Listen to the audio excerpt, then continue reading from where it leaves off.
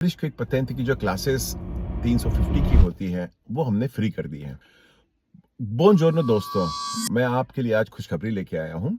Ambarish quick patent की जो classes 350 की होती हैं वो हमने फ्री कर दी हैं। हाँ, आपने सही सुना। हर संडे शाम को 5 बजे जो भी दिलचस्पी रखता है आप आ सकते हो और वहाँ पे हम पूरे 25 चैप्टर की क्विज़ करेंगे और वहाँ पे आपको मैं सारे तरीक़ेकार बताऊँगा कैसे आपने गलतियों से बचना है, कहाँ पे ध्यान देना है, कौन से पूछने का अंदाज़ उनका अलग है, यहाँ पे फ़ोकस करना है, जहाँ पे अक्सर लोग गलती करते हैं और क्यों करते हैं।